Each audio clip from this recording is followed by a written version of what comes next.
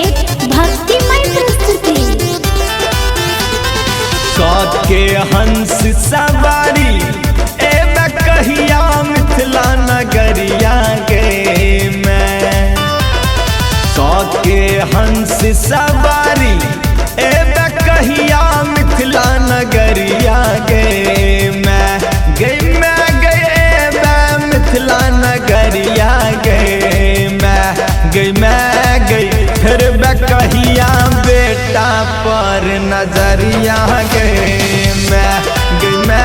गई फिर कहिया बेटा पर नजरिया गए मैं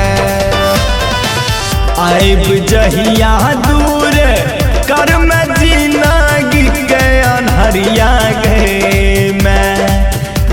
गई जिंदगी के अनहरिया गए मैं गई कहिया नचबै बन के माथा पगरिया गए मैं गई कहिया नचबै बन के माथा पगरिया गए मैं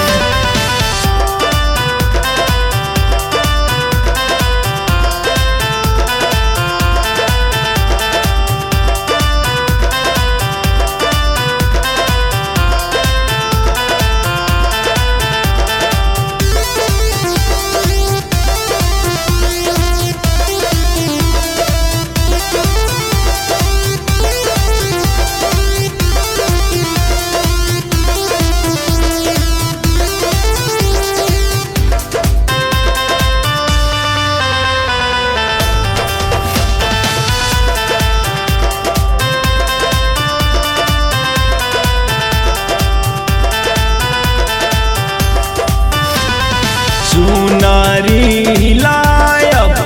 जाकर पटना सहरिया गे मैं चुनारी लायब जाकर पटना सहरिया गे मैं गई पटना सहरिया गे मैं गई रूप तोर सजायब बन पुजरिया गे मैं गई रूप तोर सजायब बन पुजरिया गे मैं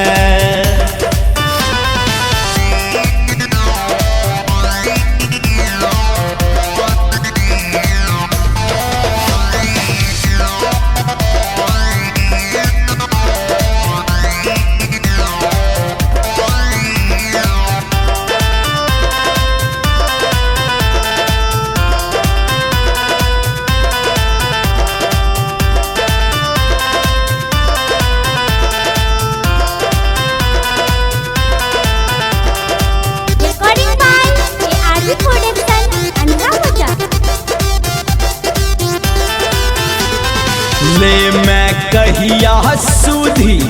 ले मैं कहिया हमर खबरिया गे मैं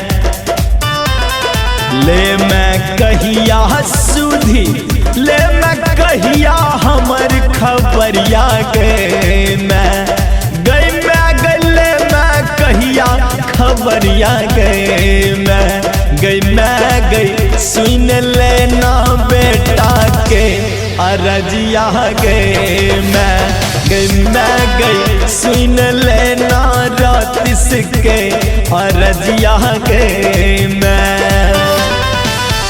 के हंस सवारी ए कहिया मिथिला नगरिया गे मैं के हंस सवारी ए कहिया मिथिला नगरिया गे मैं मिथिला नगरिया गे मैं गई फिर कहिया बेटा पर नजरिया गे मैं गई फिर कहिया बेटा पर नजरिया गे मैं